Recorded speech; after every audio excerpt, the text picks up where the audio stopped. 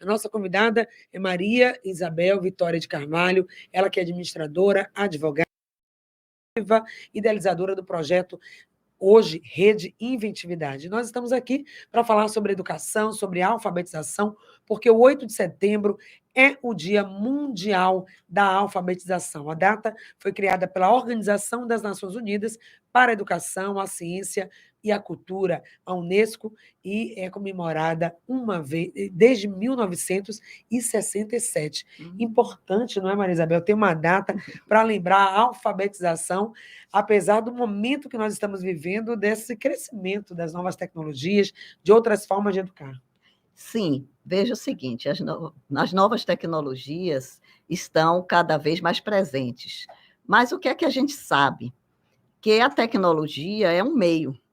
Quem alimenta a tecnologia, quem faz com que a tecnologia possa dar frutos positivos ou negativos, somos nós, pessoas humanas. E quanto formação melhor nós tenhamos, mais a gente vai poder aproveitar e utilizar desses novos meios tecnológicos em benefício de todos. Porque, ao mesmo tempo que a gente vê uma difusão das novas tecnologias, a gente vê que a convivência humana tem ficado difícil. E justamente por essa falta de visão cooperativa, colaborativa, de uma visão integrada da pessoa, da sociedade, dos grupos. O que a gente busca nesse trabalho, com a longevidade ativa, com as conexões entre as pessoas, não só as pessoas idosas, a conexão intergeracional, é justamente favorecer, privilegiar essa questão dos vínculos, né? Dos vínculos positivos, de se ter uma qualidade de vida que nos leve a um bem-estar, a uma felicidade. Então, por que falar em alfabetização de pessoas idosas? Esse é um tema, Patrícia, que você não sabe. Quando a gente fala assim, alfabetizar pessoas idosas, perder tempo, a pessoa já está velha, para que isso? É uma resistência muito grande. Mas o que é que acontece? Primeiro, é o resgate de uma dívida social.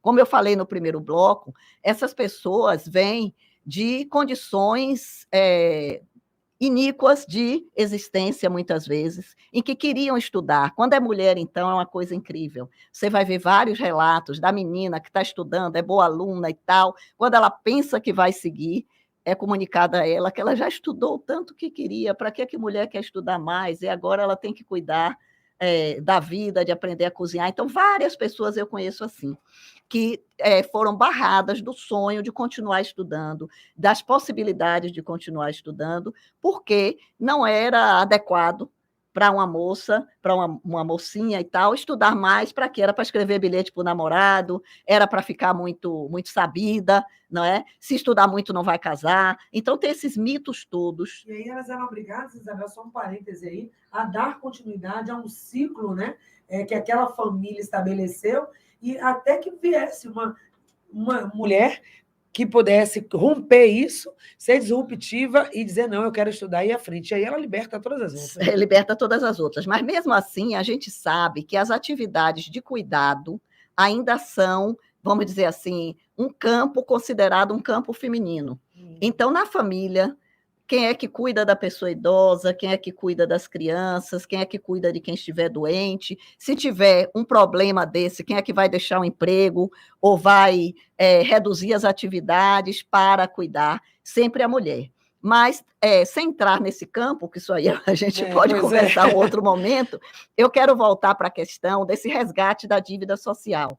Em alguns países, como a Argentina, o Chile, o Uruguai, a gente tem observatórios da dívida social para com as pessoas idosas, que é justamente para tentar acompanhar esses indicadores e propor medidas que façam com que essa situação seja revertida. Aqui a gente ainda não está nesse padrão, embora já tenhamos algum observatório. Mas o que é que nós podemos pensar?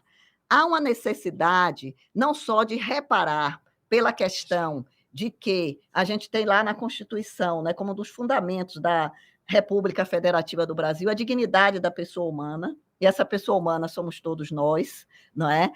Mas também porque a qualidade de vida dessas pessoas, ela sofre diretamente o impacto do não conhecimento, da não alfabetização ou de uma alfabetização, um analfabetismo funcional, como se diz. Então, a pessoa pode ter frequentado até a escola, mas não aprendeu direito, não deu seguimento àquilo, e a gente, às vezes, vê que a pessoa tem um ensino fundamental completo, tem, às vezes, até o ensino médio, mas não sabe se situar. Isso é um caso. Não é? Agora, outra questão é quem é, de fato, analfabeto, que na Bahia, as E vamos aos pessoas dados que idosas são alarmantes. analfabetas são 3 vezes a média do Brasil. Não é? Que Bahia e Nordeste, a gente tem um percentual de pessoas idosas analfabetas muito alto, justamente pela situação agrária, pela situação toda que a gente já falou no primeiro bloco, de necessidade de trabalhar, de ajudar a família. Então, essas pessoas, o que é que isso causa de impacto? Nessa nossa sociedade tecnológica, por exemplo, se essa pessoa tiver uma aposentadoria rural ou um benefício de prestação continuada, o BPC, ela vai ter acesso a receber esse benefício, essa aposentadoria, através de um cartão. Ela precisa, para acessar o meu INSS, de uma conta no gov.br. Se a pessoa sequer sabe ler e sabe assinar seu próprio nome, como é que ela sozinha se desenvolve em relação a isso? Ela vai precisar de alguém, e esse alguém cobra para isso. Esse alguém, muitas vezes, se apossa do benefício da pessoa, da aposentadoria. Esse alguém faz empréstimo consignado, vem a porta para violências financeiras, patrimoniais contra a pessoa idosa, já vem daí desse desconhecimento. Por outro lado, nas questões de saúde, eu não quis começar pela saúde, que a gente tende a achar que o idoso é só saúde. Né? Claro que a saúde é uma condição fundamental, mas a saúde não é só a saúde física. A gente tem também esses outros aspectos da saúde. Mas a saúde física, a pessoa idosa que não sabe ler, não tem como, sozinha, tomar seus medicamentos. E essa pessoa idosa, a gente está falando, a gente fala 60 anos. Mas quando você vai para comunidades que têm que desde cedo estão trabalhando, uma pessoa de 45, 50 anos, muitas vezes, já é até bisavó. Uhum. E tá entendendo? E já tem toda uma carga de problemas, às vezes, de saúde, e que não cuida. Então, fica com diabetes descontrolado, colesterol elevado, porque não toma medicação como deve. Quando você vai conversar com médicos, aí vê que a adesão ao tratamento, como eles falam, depende muito de que a pessoa, pelo menos, consiga fazer um esquema visual para acompanhar aquilo. Né? E a pessoa que é analfabeta não tem essa condição muitas vezes. Então, olha só, gente, o recorte que nós estamos fazendo aqui. Nós estamos trabalhando e comemorando, antecipando a celebração aqui no programa de hoje do Dia da Alfabetização, um dia mundial para pensar sobre isso, e fazendo um recorte desse tema educação, alfabetização, voltada para a pessoa idosa.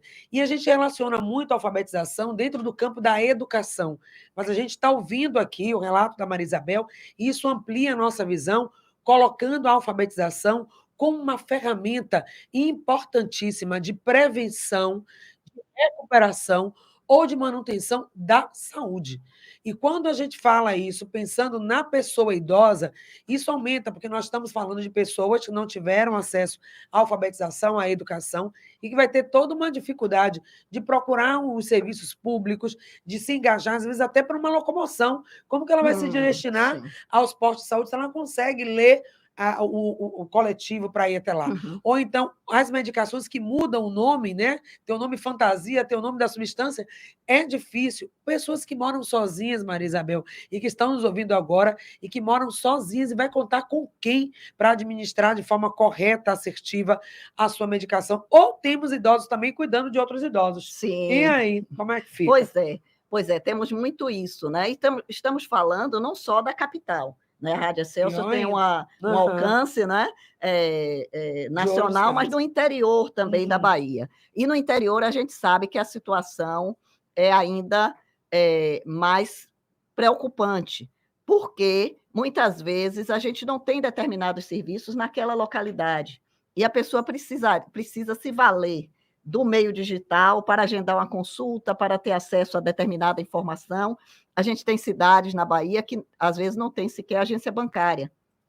Não é? Então, a pessoa precisa, até para receber o benefício, se deslocar para outra cidade. Se a pessoa não sabe ler, a pessoa depende de alguém, não é? Ou para fazer por ela, ou para levá-la. E nós sabemos também, que já conversamos aqui outras vezes, que hoje a gente tem uma redução das taxas de natalidade, a gente já não dispõe de famílias tão numerosas que possam estar arcando com essas atribuições. Muitas vezes os filhos, os netos já não estão naquela localidade, já migraram para a cidade maior, para o sul do país, para o sudeste.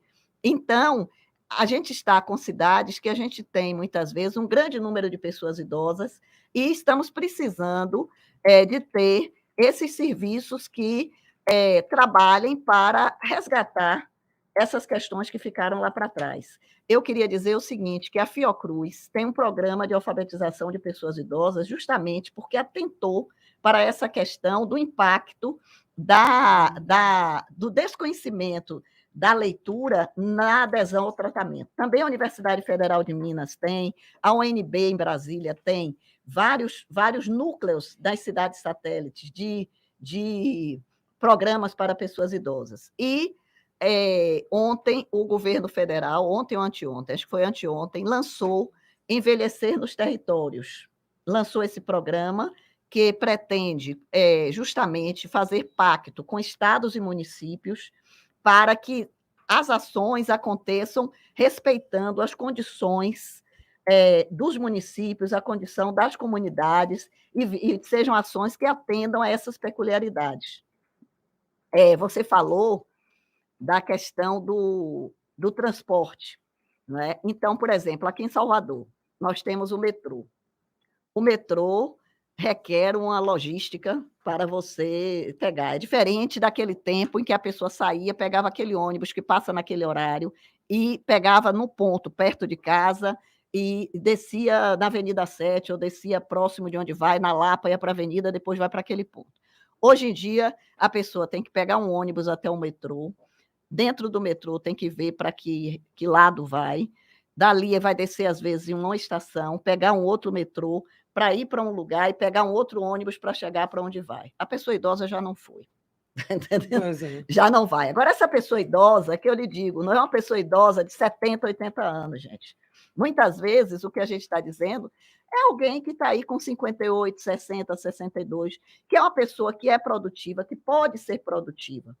E aí, eu não sei se é agora ou se é no próximo bloco, eu quero falar de um outro tema que é, vamos dizer, um passo além da alfabetização, e que é para todas as pessoas, em qualquer idade, inclusive após os 60 anos, que é a questão da aprendizagem ao longo da vida, que também é uma preocupação da Unesco e da ONU, de um modo geral, né? Ou seja, a que é o primeiro passo. Mas não para aí, não é só isso que a gente vai entregar. Isso. Falamos da alfabetização como importante, porque, diante de tudo, nós falamos, né, da tecnologia, do avanço tecnológico, nós estamos falando do analfabeto digital, e tem pessoas que não tiveram nem acesso a esse primeiro momento de serem alfabetizadas, e como é que elas podem ter acesso a tudo mais? Então, isso é básico, é importante, eu não consigo conceber que a gente ainda esteja falando no século XXI, com tanta coisa aí, que pessoas não foram alfabetizadas, e que novos programas sejam colocados à disposição das comunidades, como esse da Fiocruz.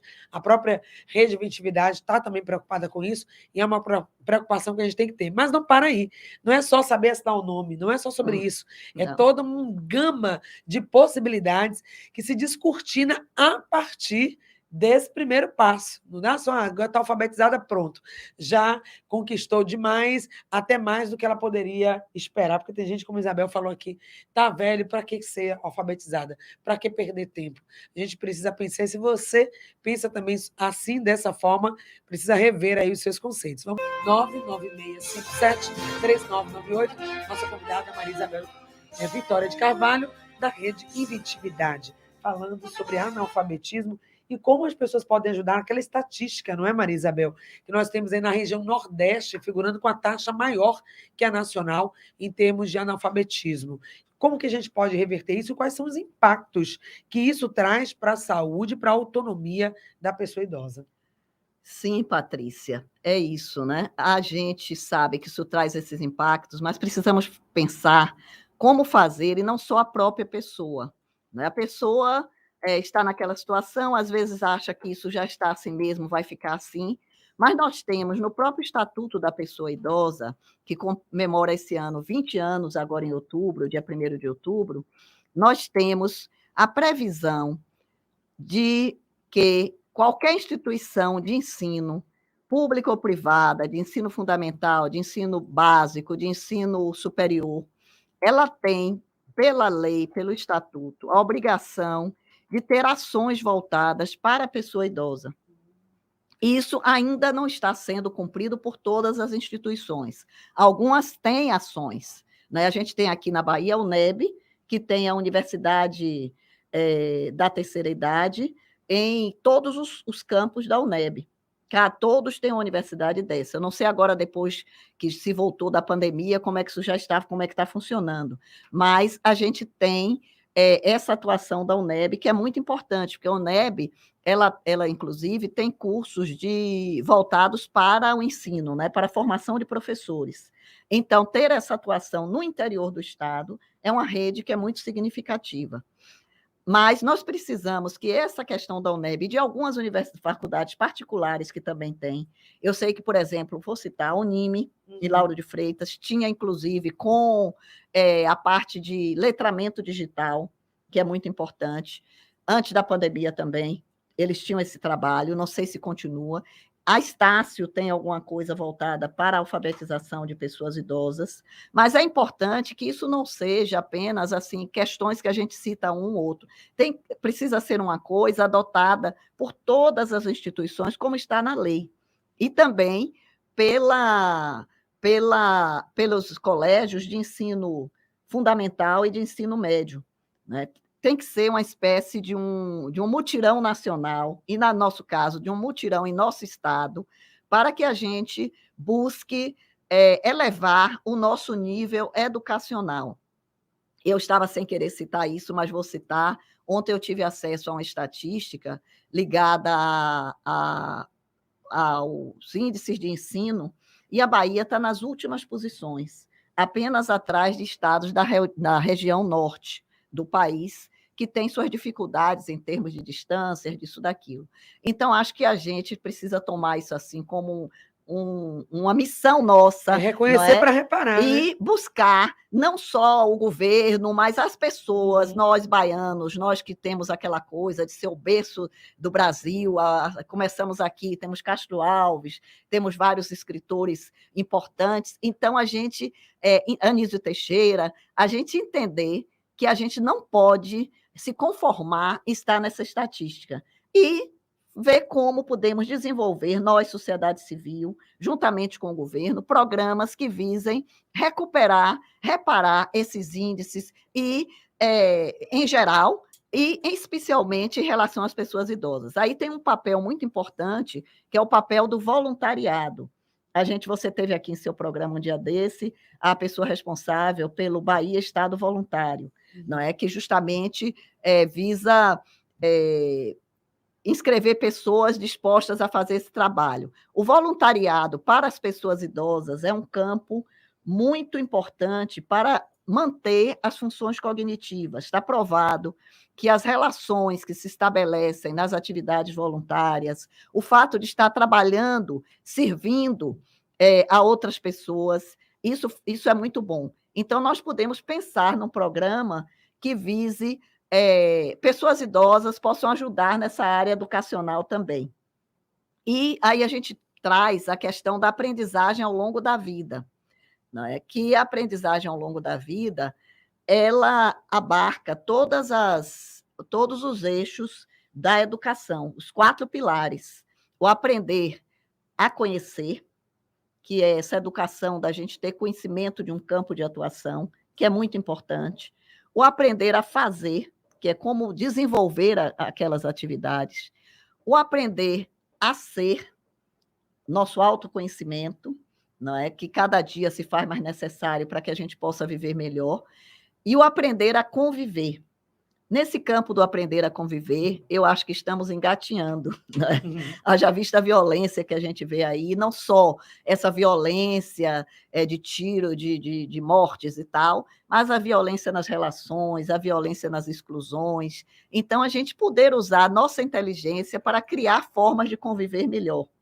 E eu acho que juntando essa questão da aprendizagem ao longo da vida com o voluntariado, a gente pode ter medidas, saídas, ações que sejam em benefício de toda a sociedade.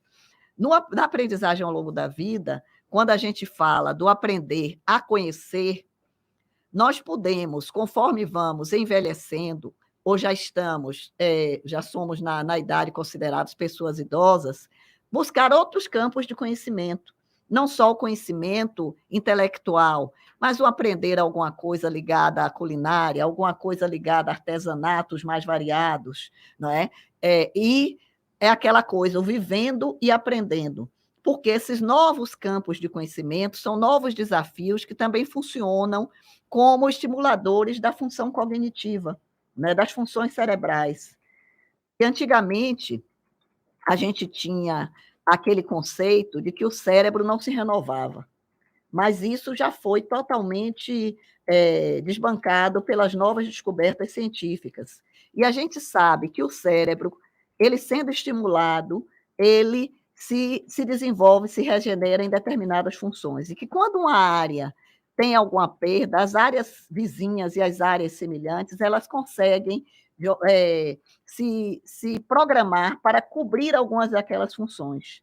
Então, está sempre buscando novas atividades, coisas que são diferentes do que a gente está habituado a fazer. Então, se eu estou muito acostumada a ler, a estar escrevendo, essa função mais intelectual, eu tenho alguma atividade manual de jardinagem, de escultura, de cozinha, de bordado, não é? De um trabalho com argila. Então, essas coisas ajudam a pessoa a desenvolver uma outra área do cérebro e equilibrar essa função cognitiva.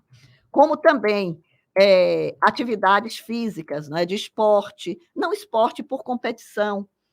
A gente às vezes acha, vai fazer esporte, já tem que fazer uma caminhada de 500 quilômetros, já tem que ir correr maratona, ou que participar de... Não, atividade, o mais importante é a manutenção daquela atividade. Isso são aprendizagens. Não aprendi a nadar quando era pequeno, mas pode aprender agora. Não vai ser para ir fazer a travessia dos fortes, vai ser para...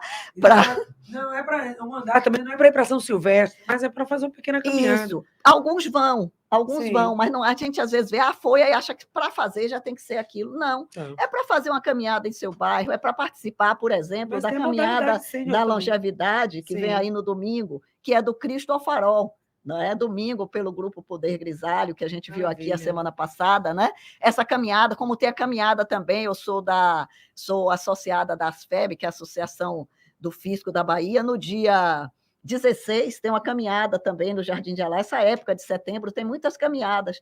Tá entendendo? São coisas que a gente pode fazer e fazer no dia a dia, como a natação, como a academia, como o tênis, o basquete, o que for prazeroso para a pessoa. O que não pode fazer, o que tem acontecido e muito o que a gente tem não combatido aqui, não vamos colocar essa palavra, mas o que a gente tem estimulado, o movimento contrário, tem convidado as pessoas para sair desse lugar, é o sedentarismo, é o ficar parado, é o aceitar que a pessoa idosa, porque está velho, que como a sociedade coloca, tem que ficar parado em casa. Para que esse velho vai ser? A gente já falou tanto isso aqui. Chega no coletivo, no transporte coletivo. Ave Maria, as pessoas falam, para que tanto velho nesse ônibus? Não tem o que fazer em casa, não? Fica subindo e descendo, devia ficar em casa. Quem nunca ouviu essas falas aqui, gente? Não é, Marisa? Não. Ouvi isso na semana passada, lá na Asaprev. Você já teve aqui, doutor Marcos Barroso, também, né? A gente está fazendo a inventividade, uma parceria com a Asaprev. Estamos abrindo um grupo que é longevidade e qualidade de vida, vivendo e aprendendo. Justamente esse grupo é para que a gente reflita sobre essas questões, o que é necessário para se ter mais qualidade nos anos que a gente tem de vida. E Aí uma senhora de 81 anos, que faz natação, mostrou a medalha que ela ganhou, ela nos disse isso, que no ônibus, às vezes, ela tem brigas, tanto pelo lugar, né, que as pessoas fingem que estão dormindo para não levantar do lugar da pessoa idosa, como também o motorista que não para quando vê a pessoa idosa, muitas vezes não para porque não vai pagar, como se ele fosse o dono da empresa. Então, ele não para. Tem cota diária para... Então, ele não para porque só tem idoso. Há muito tempo, um senhor me disse que para ele ir ao médico, ele tinha que ir com o neto para o ponto, para o ônibus parar, para ele pegar o ônibus, gente, porque senão o ônibus não parava. Tá entendendo? Então, são questões que a gente precisa refletir em nossa sociedade. Exatamente. Nós estamos aqui numa rádio nova, 106.1, que é uma rádio irmã da AM 840, a nossa querida Rádio Excelsior, onde temos, tradicionalmente, uma população muito grande de pessoas idosas ouvindo rádio e que, com certeza, estão se conectando nesse momento com essa sua fala. E outras novas também, formadores de opinião, para quem nós estamos falando também aqui agora na 106.1, pessoas novas que estão convivendo, porque intergeracionalidade é outro assunto muito forte na pauta da rediventividade, que a nossa convidada aqui representa aqui no estúdio, mas também de toda a sociedade. Hoje a gente fala, não é, Maria Isabel, dessa coisa de não negar o idoso, de não discriminar. O idadismo está aí como um tema muito forte. Então, gente, o idoso não é para ficar parado. Então, se você gostaria, e se a gente tivesse crianças e os idosos sofrendo isso, essa necessidade do mundo de deixar a criança parada, quieta, para ser melhor controlada, e o idoso também parado para não dar trabalho, para não cair, para não se machucar, para não correr violento. Então, melhor que ele fique quietinho, fazendo o crochê dele, porque quem acha que está na vida ativa fica mais tranquilo, mas o idoso quer, merece e precisa ser ativo também. Sim, e aí a gente tem que pensar que a gente tem muitas pessoas idosas que necessitam trabalhar para prover sua subsistência. Ou ainda está mantendo a família. Então, para manter a família, ou até mesmo para garantir o seu sustento, porque não teve acesso à previdência durante a vida, então não tem o direito de se aposentar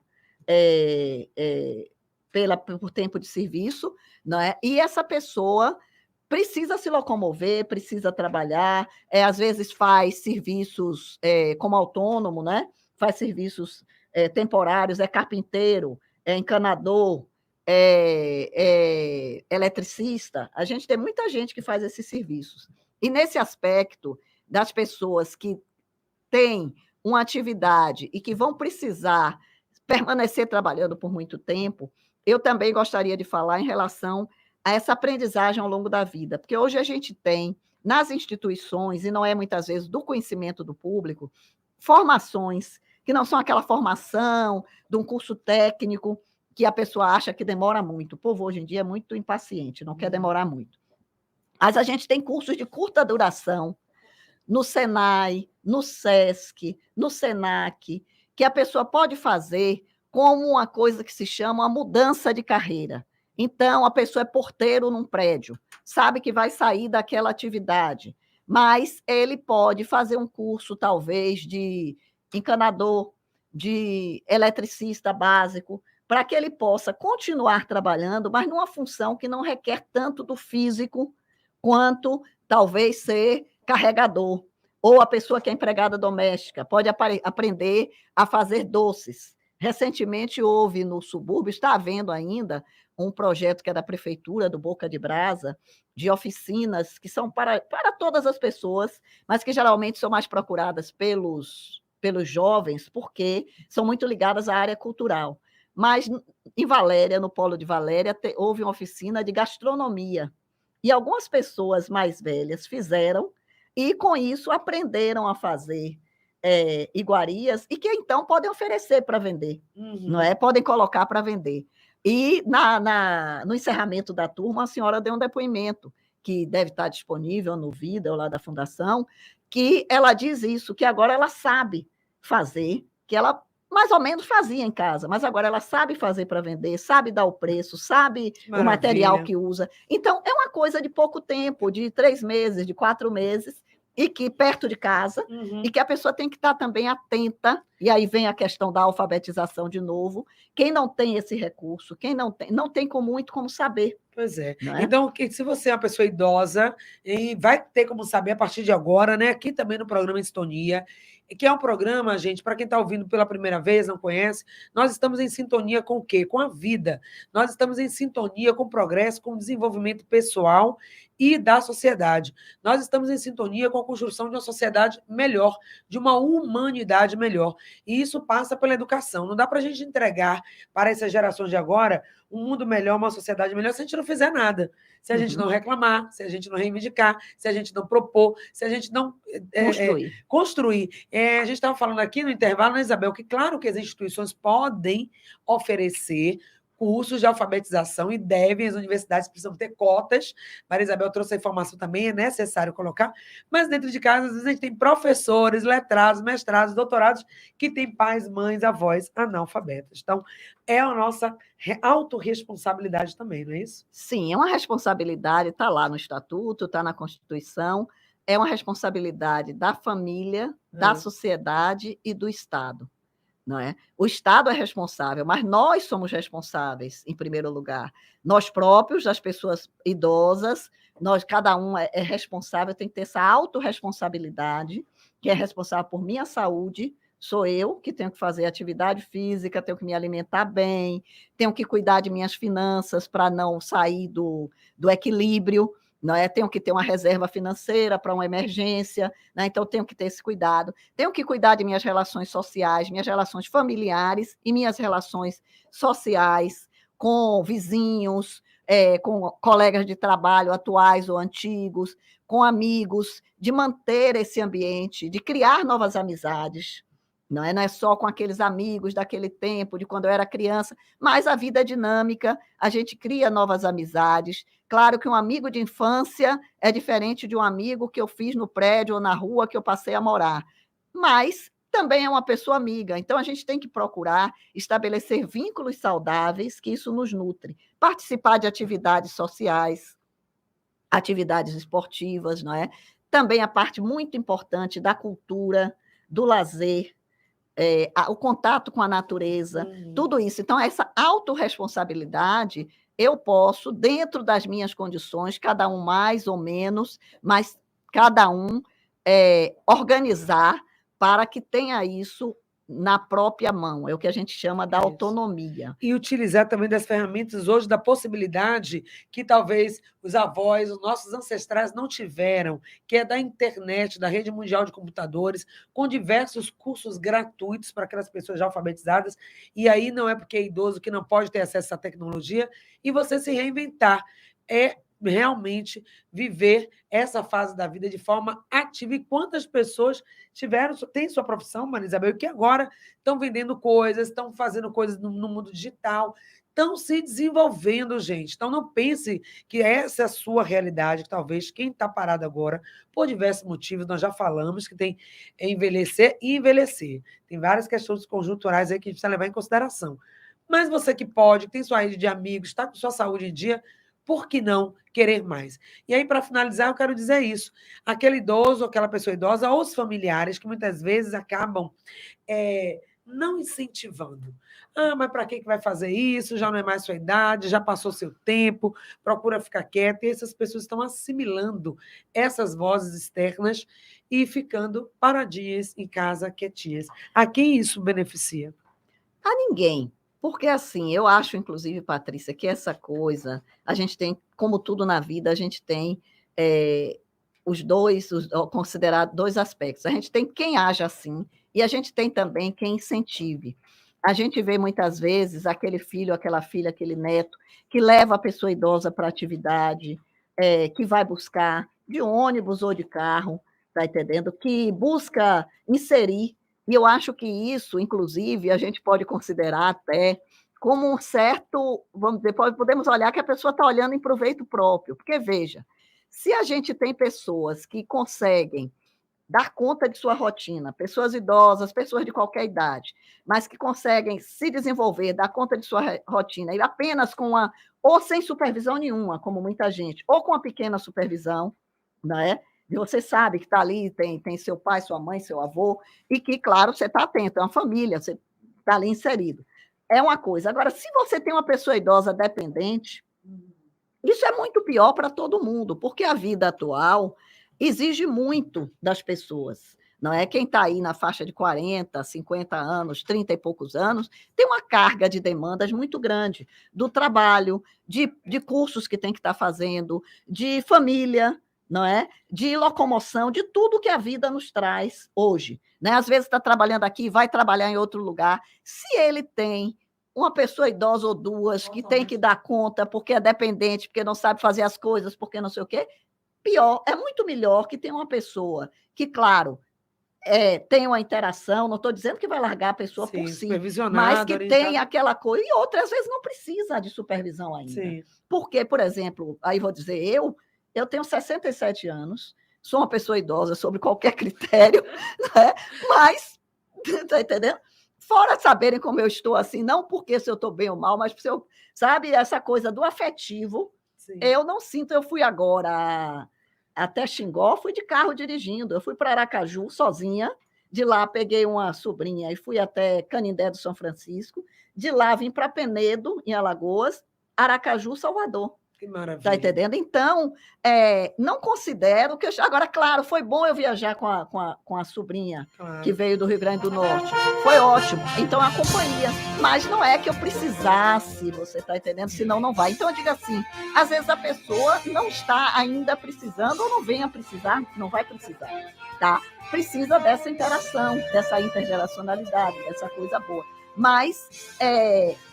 se eu me posto, que eu não sei o que, aí vou eu agora dar trabalho a meus sobrinhos. Não é. Então, a autonomia, a alfabetização, que foi o nosso tema, é o caminho para a autonomia. E a autonomia é felicidade, é qualidade de vida, é bem-estar, tanto para a pessoa quanto para todo o seu entorno, para a sua família.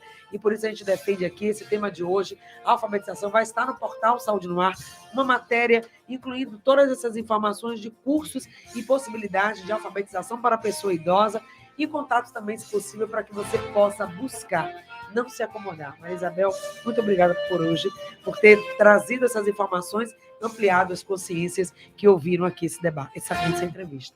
Ok. Obrigada, Patrícia, obrigada, ouvintes, Marquinhos, e é sempre um prazer estar aqui com vocês. Contem conosco. E fica o convite para vocês conhecerem também a Rede Intimidade, acompanhar pelo Instagram, fazer parte dessa rede, porque lá você abre suas perspectivas e vê que você pode muito mais. Autonomia, quem sabe, seja o próximo tema para o nosso papo. Amanhã é feriado, 7 de setembro, teremos o programa Estonia, falando inclusive sobre patriotismo. Não perca, até lá.